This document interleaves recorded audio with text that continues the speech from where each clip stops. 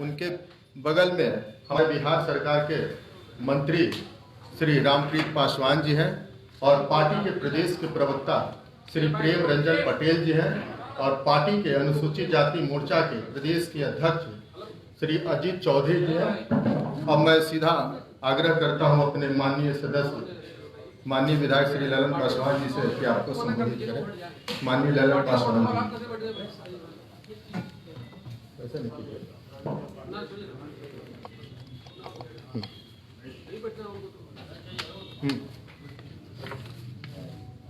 जो घटनाक्रम चल रही है आप सबों को मालूम है और जो चालू है ना, हाँ। और जो बातचीत हुई थी लालू जी से वो हूबहू ऑडियो एज इट इज सबके सामने, मीडिया के सामने है। और जिस तरह से कल बात निकल कर आ रही थी कि आप लोग इसमें क्या करेंगे, इसमें पुलिस में शिकायत करेंगे, FIR करेंगे। कल भी हमने आप लोगों को बताया था कि देखिए भारतीय जनता पार्टी में कोई भी सामूहिक निर्णय होता है तो हम लोग बैठेंगे।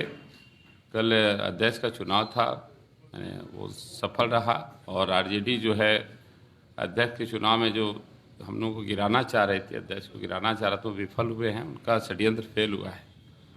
और आज हम लोगों ने निर्णय किया, अपने पार्टी के वरिष्ठ नेताओं से सारे पार्टी फोरम में रखा गया, तो निर्णय हुआ कि जिस तरह से आदरणीय सुशील कुमार मोदी जी ने जब ट्वीट किया कि एनडीए के विधायकों को प्रलोभन दिया जा रहा है, उनको डराया जा रहा है, खरीदने की कोशिश की जा रही है, कल के स्पीकर के चुनाव को बाधित करने का कोशिश किया जा रहा है, तो आरजेडी की तरफ से बयान आया कि अगर बातचीत हुई है तो फिर ऑडियो कहाँ है, वो बातचीत का ऑडियो कहाँ है। जब उनके पास ऑडियो आ गया तो कहने लगे ऑडियो झूठा है, ऑडियो गलत है। और इसके बाद लगातार आप लोगों की तरफ से भी सब तरफ से सवाल उठता रहा कि अब इसका क्या करेंगे, आप FIR करेंगे। तो निर्णय हुआ FIR करने का।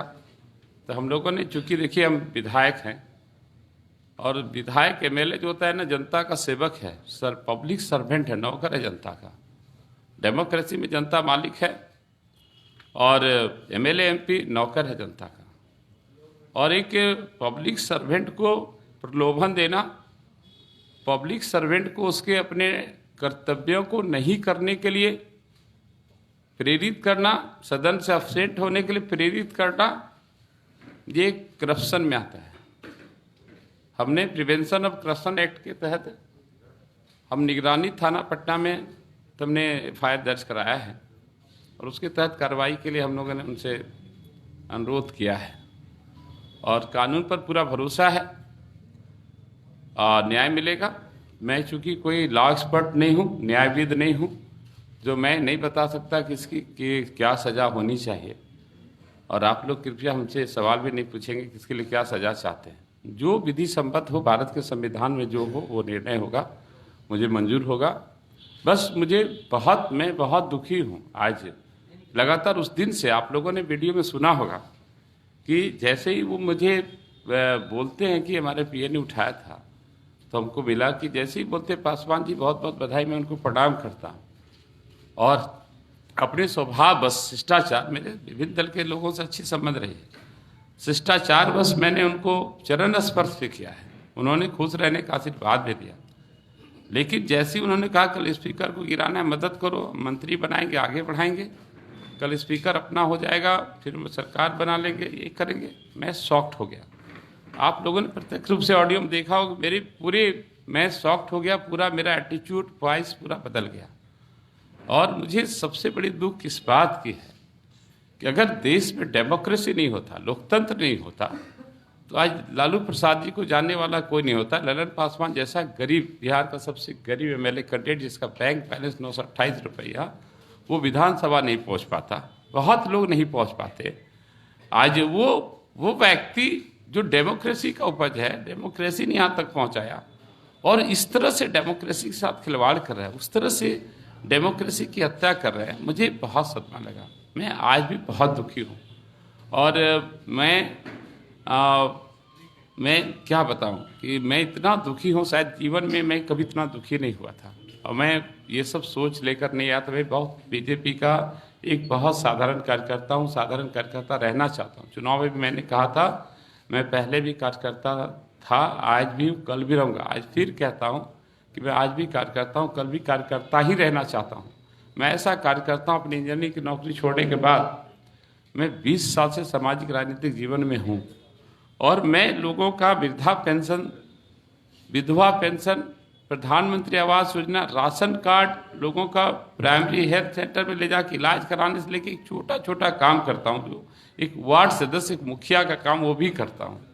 मैं चुनाव भी लड़ रहा था, चुनाव के बाद भी मैंने कहा कि बहुत लोगों ने बहुत सारे उम्मीद से मुझे वोट किया है, लेकिन वृद्ध माता पिता ने मुझे इस उम्मीद से वोट किया कि मैं उनका वृद्धा पेंशन बनवा दूंगा। विधवा बहनों ने मुझे इस उम्मीद से वोट किया है कि ये भाई हमारा पेंशन बनवाएगा, आवास बनवाएगा, हमारा सहारा बनेगा। विकलांग बहन मत, हम सबकी उम्मीद पर खड़े उतरने की कोशिश करेंगे, हम एक कार्यकर्ता के रूप में काम करेंगे। लेकिन जो घटना घटी, मैं दुखी हूँ, और मेरा बस इतना ही है कि इसके पीछे कि मैं कोई कि भाई इस तरह की जो है लोकतंत्र है, मेरा मानना है कि जो भी है हम सब भारतवासियों के लिए, कि जो संविधान है ना भारत का, बाबा साहब अम्बेडकर का लिखा हुआ, वो संविधान हमारा सुरक्षा कवच है और लोकतंत्र उन्नति का मार्ग है। और कभी भी लोकतंत्र में जो बाधा पहुंचा रहा है, उसे सबसे बड़ा दुश्मन है। संविधान को जो हाथ में ले रहा है, वो देश का सबसे बड़ा दुश्मन है, और इसको बर्दाश्त नहीं करना चाहिए। हमने भी, शायद मेरे व्यक्तिगत हानि होती, मेरे व्यक्तिगत नुकसान की बात होती, तो शायद ये मामला आप तक नहीं पहुंचता। चूंकि ये संविधान को नुकसान पहुंचा रहा, लोकतंत्र को नुकसान पहुंचा रहा था, जनादेश को खरीदने या जनादेश को खंडित करने का जो षड्यंत्र चल रहा था, इसलिए मुझे ये उठाना पड़ा कदम। और चूंकि संजोग में हमारे नेता बगल में आदरणीय डिप्टी सीएम साहब था, सारा उनके संज्ञान में गया, सब लोग जाने, उन्होंने भी फ़ोन उठाया, उनका ये लगाया, उन्होंने फ़ोन उठाया। बस हम इतना ही कहना चाहते हैं कि हम निगरानी कोर्ट में गए हैं, एफआईआर के लिए कॉपी दिए हैं, और भरोसा है कि न्याय होगा। और आगे भी इस तरह के जो कांड होंगे, जो खरीद फरोख्त के धंधे चलते हैं, इस पर भी अंकुश लगेगा। मैंने इसका लाभ अन्य प्रांतों को, या इसका लाभ आने वाले समय में बिहार की राजनीति में आने वाले समय में इसका मैंडेट का जो है सम्मान होगा, लोकतंत्र का सम्मान होगा। और हम अंत में इतना ही कहना चाहते हैं, हम बहुत दुखी हैं, बहुत दुखी हैं। हम एक साधारण व्यक्ति की तरह रहना चाहते थे, कार्यकर्ता की तरह हम जीवन बिताना चाहते हैं, पार्टी का जो आदेश होता है उसको मानना चाहते हैं। चूँकि मामला इसलिए इतनी बढ़ गई कि पार्टी हमारे लिए माँ है। एनडीए के कार्यकर्ताओं ने रात दिन एक करके जिसने मुझे चुनाव जिताया, वो हमारे लिए भगवान है। डेमोक्रेसी में जनता मालिक है, और मैं माँ से गद्दारी नहीं कर सकता, कभी नहीं कर सकता। और माँ के मान सम्मान के लिए अगर मंत्री क्या, इससे बड़ा पद भी होता तो मुझे ठुकराने में एक क्षण भी देर नहीं होती। और माँ के लिए मेरी जान भी चली जाती, मुझे कोई गम नहीं है।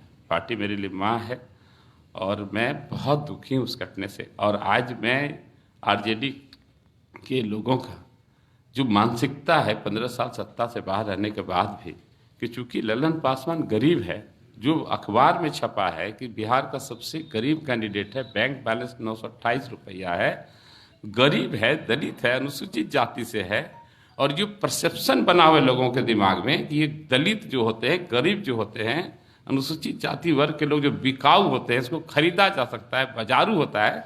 मैं इस बात के लिए कहता हूँ, अपना परसेप्शन चेंज करिए। हम लोग पढ़े लिखे स्वाभिमानी लोग हैं, राष्ट्रवाद की राजनीति करते हैं, पंडित दीनदयाल उपाध्याय के सपनों का भारत बनाने निकले हैं, अंत्योदय की राजनीति करते हैं।